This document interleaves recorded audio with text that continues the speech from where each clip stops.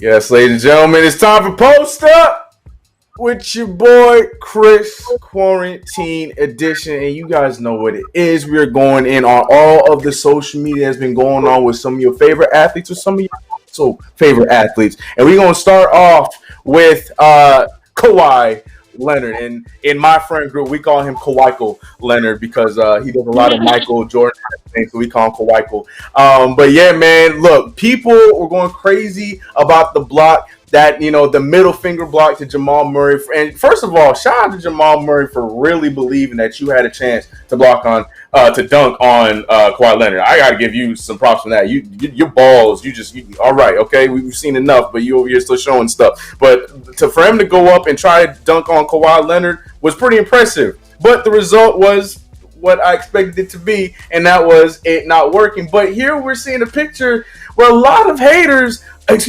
people are saying that they don't think that Kawhi Leonard's lone middle finger was the reason why the dunk was missed. They're blaming it on Jamal Murray's lack of vertical and that he got blocked by the rim. So this is after the fact that you can see that the fingers being a little bent back and the ball is hitting the rim. Now, I'm going to give the credit to the finger because I still believe that the finger jimmied it to make it not be able to be blocked. Sure, if you want to talk about the whole rim block, whatever you want to say, I'm still going to give the credit where the credit was due with Kawhi Leonard. But that being said, I'm going to go to Britt Johnson first, who is the Clipper fan. I want you to give an unbiased opinion. Do you believe, now seeing this picture, I'm sure you probably already saw this picture, do you believe that the block was truly a block or was he just rim stuff? My guy, Chris. You said I'm going to go to the Clippers fan and ask her for an unbiasted opinion.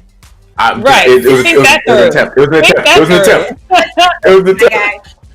No, but I saw it from like all the angles, and when you see it like in motion and stuff, that finger stopped that paused that ball, I'm giving it to Kawhi. But Miss Denver yourself, okay, I hear you in the back talking about now. So please talk to me. You don't think that this was a block from Kawhi Leonard? You think that this was a rim stuff for Jamal Murray? I think that if Kawhi hadn't been there, we would see the exact same thing. And then we would just be clowning Jamal because he got stuck by the rim. So, I mean, we can give it to Kawhi on paper, but in reality, the rim is like, no, that was all me. That was all me. Damn. Michael Porter Jr. had himself a nice little poster dunk, and he had his daddy in the stands watching, and he was a little bit impressed. It was pretty nice. I mean, you could have gone either way. We could have this conversation. I'm sure if I asked Britt, she might be talking about it might be team charge, and I wouldn't fight you on it, but it wasn't called, and I'm cool with the no call. But check out the poster by Michael Porter Jr. Double him on the wing. Porter taking it home.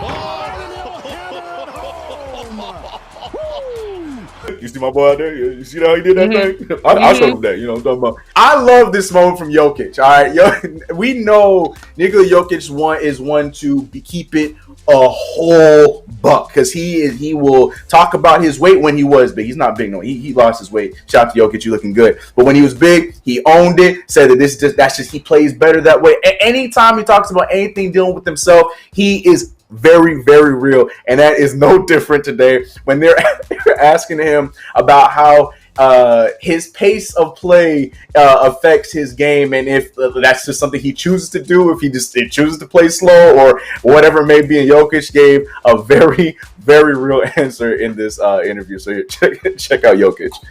What are you normally looking for? What are you looking to do when you first get the ball? Why are you so patient with the ball when you first get it? I'm patient because I cannot really run fast, and then that's my only option. I love this man so much. I love it. It's like I can't really run fast, so I love it.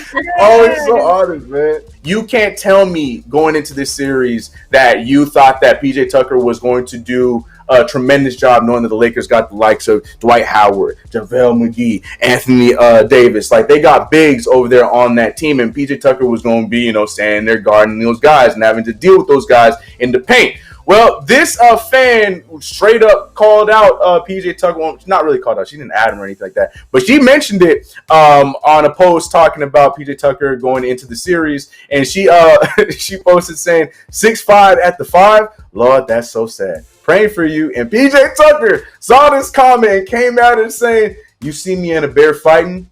Help the bear.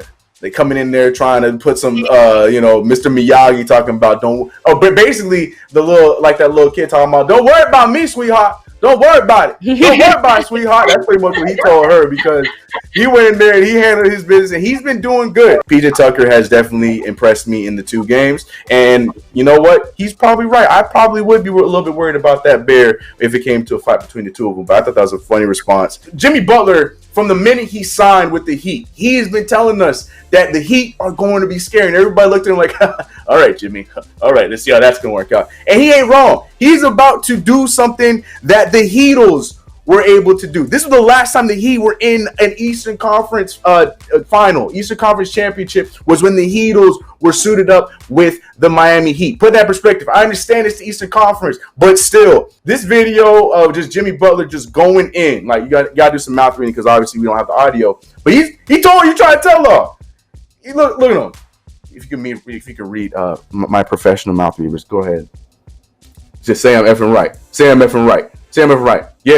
Yeah. He's pretty much saying that I told y'all we was gonna be here. I told you we was about this. Say I'm right. He was looking at all his teammates. They don't want yes, Mr. Jimmy. Yes, you told us. You told us. Yes. Steph Curry's the kind of guy that doesn't really show when he's doesn't want to be around people. He tends to be the bubblegum Steph Curry. I talk about Steph Curry moments of blah blah blah. But you can tell in this video, Steph Curry was a little like, yo man, can you give us our food and move on? I'm glad you're excited to see me, but my guy, focus on the job because he was in Toronto with wifey and they went into a drive-through for this dude's shop, and he was so excited and so blown away by seeing Steph Curry at his spot, and that he pulled out his phone and started recording them in the middle of Steph Curry's order. Check out Steph Curry in this video. I didn't know this guy was in Toronto. That's crazy. Whoa, this dude is on the job. What do you say? They're good. He's like, yeah, it's me. All right, Steph Curry. Now, excuse me. Can we talk now? I'm here for a reason. I don't know. These people, man, be losing their minds when they see celebrities. So they're like, I'll be hyped, but I can guarantee you, I'm not on the job talking about, Steph Curry, yo, I can't believe this, man, yo, hey. That's just not me. So it's crazy. A few pretty cool moments coming here on Post Up, starting with Deshaun Watson, who got paid. He got his extension. I'm happy for him, but I'm a little worried for him at the same time because I feel like that's taking some money away from getting this boy some weapons because that's what he desperately needs for the Texans. But nonetheless, I'm very, very happy for Deshaun Watson to get paid the way he did. And while he was talking about it in his press conference, he was surprised by his family and he got really, really emotional. And check out this cool moment between him and his family congratulating his new contract.